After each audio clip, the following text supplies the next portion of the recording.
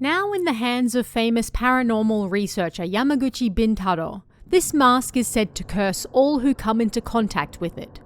In fact, it caused such chaos that it was given to a temple in Kyoto for safekeeping. Bought at an antique store, Bintaro originally wanted to put the unique mask on display at home, but his wife feared it so much that he moved it to his office instead. Yet, whenever anyone wrote about the mask, they soon found themselves suffering from misfortune, such as physical injuries or work catastrophes. Some people even died. Realizing what was going on, Bintaro then put special conditions on anyone wishing to see the cursed mask. Before seeing it, they must undergo a cleansing ritual. They must treat it with respect. They must not take photos of it facing it head-on. And finally, they must not look directly at the mask's eyes. If they failed to honor those conditions, then no guarantee could be made for their safety.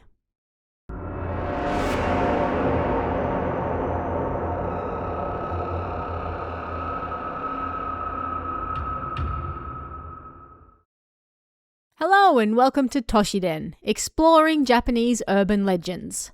I'm your host, Tara A. Devlin, and on this show we'll be looking at different urban legends from Japan, how they came about, and when possible, the truth behind them. If you want even more urban legends, make sure to pick up Toshiden Volume 4 for even more terrifying tales that you can find only in the books.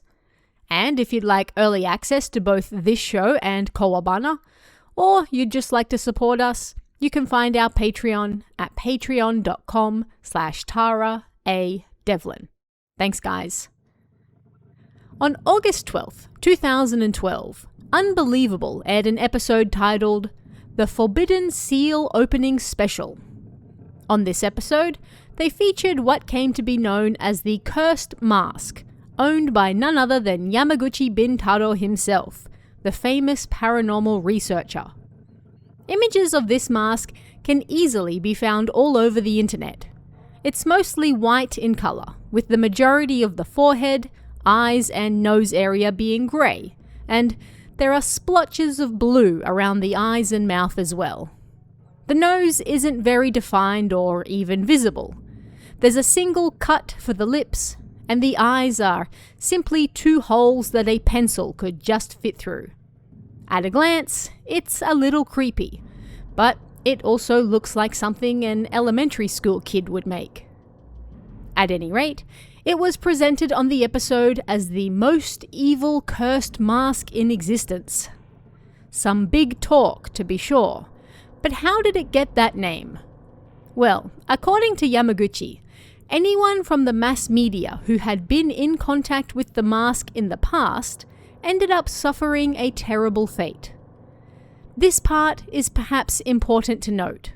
You or I, looking at the mask on TV, and, personal note, I actually watched this episode on TV as it aired, so it's interesting to be writing about it over a decade later. We won't suffer any ill effects merely by looking at it.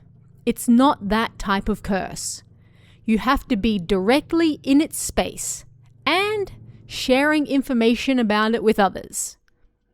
Some people apparently suffered unfortunate accidents shortly after seeing and writing about the mask. Others fell ill and ended up in the hospital. There was even a rumor going around that if you looked directly at the mask's eyes, then you would suffer the worst fate of all: death. After all these unfortunate events kept happening, one after the other, Yamaguchi then apparently had a temple in Kyoto take it off his hands, and it was sealed away for good. Or at least until it was time to parade it around on TV for all to see again. The program brought an antique art appraiser and a spirit medium on board to investigate the mask. It was claimed that the mask was created somewhere around the Taisho or early Showa period, so somewhere around the 1920s or so, and it was made by pushing it onto an actual person's face first. It likely wasn't a death mask, but rather made for other religious reasons. Pretty creepy, right? And because of its apparently creepy origins and definite creepy visuals, rumours then abounded that merely looking at the mask was enough to curse you. Yamaguchi, however, asserted that he believed that wasn't true. It was merely people who had an interest in the mask and wanted to spread that to others, who were the only ones to ever suffer misfortune.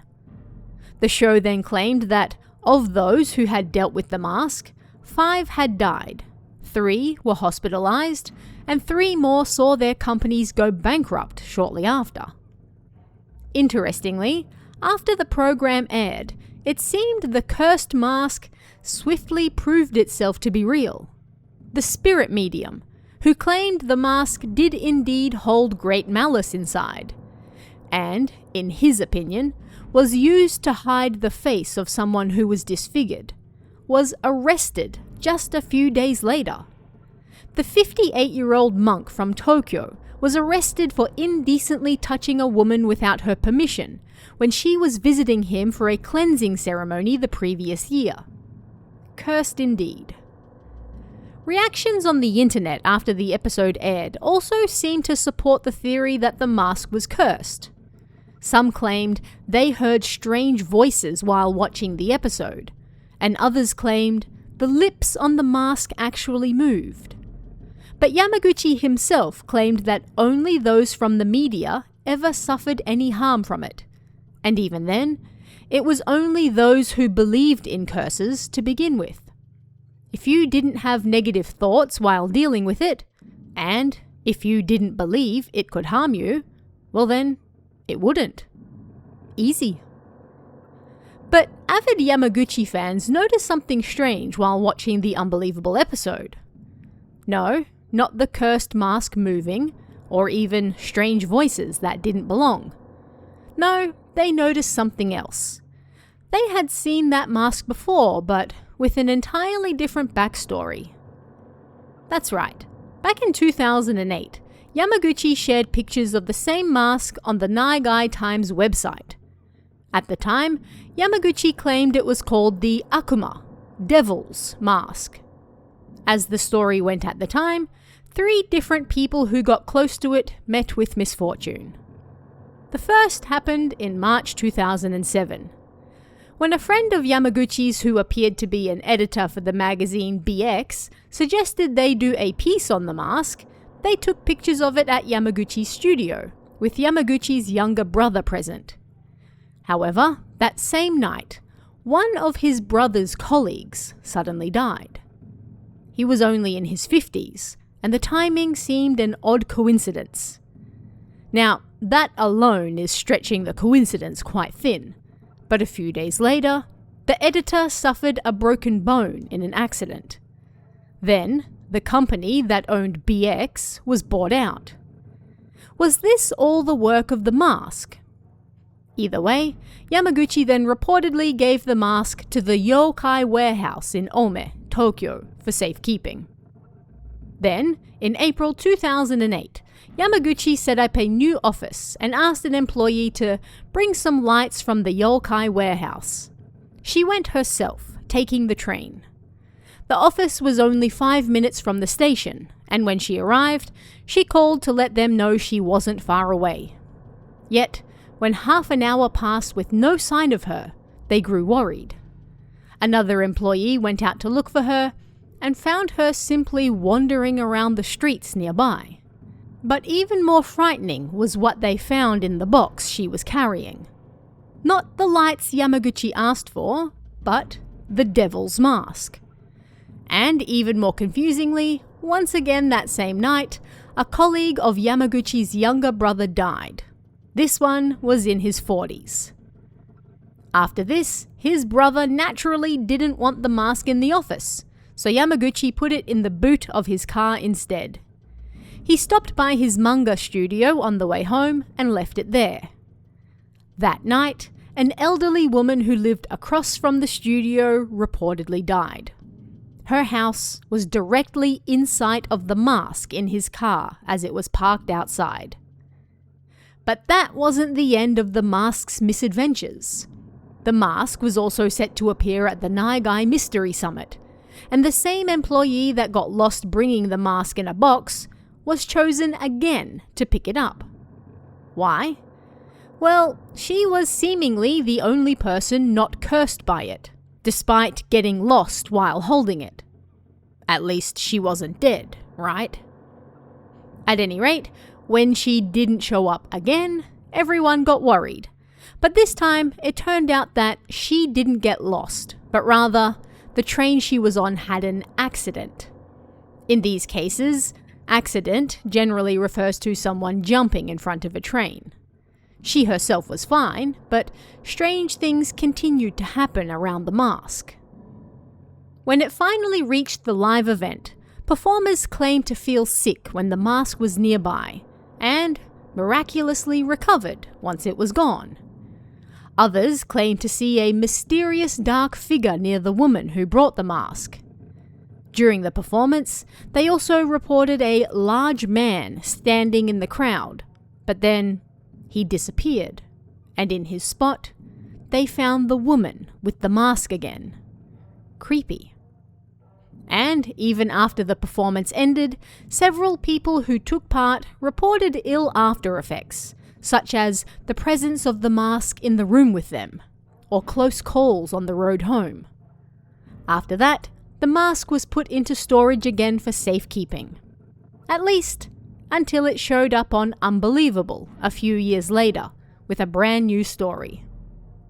It should be noted that all of this information is still available on various websites Yamaguchi is involved with, including his own blogs. But how do we reconcile the terrifying power of the Devil's Mask that seemingly killed random people who weren't even directly involved with it? The brothers' colleagues, the woman who lived across the road, with later claims that the cursed mask only affected those who wished to spread it to the mass media. Something Yamaguchi himself was doing only a few years earlier. Well, that, it seems, is part of the mystery as well. Of course, whether you believe the cursed mask, or its previous iteration as the Devil's Mask, is deadly, or cursed, or supernatural, or anything even vaguely adjacent, is up to you. It has had a long and interesting history in Yamaguchi's care alone, but to this day, its actual origins and history before that remains unknown. Was it truly created in the Taisho era, or is it something more modern? Is it cursed, or does it just make for a good story? The fact that it's still being talked about to this day should at least answer that last one, but you'll have to decide for yourself whether you think it's truly cursed or not. And that brings us to the end of this week's episode. You can help support us and get early access to both this show and Kawabana over on our Patreon at patreon.com/TaraADevlin. And if you still want even more urban legends, Toshiden Volume 4 is available right now, so don't miss out. Thanks guys, and I'll see you again next time for even more Toshiden, exploring Japanese urban legends.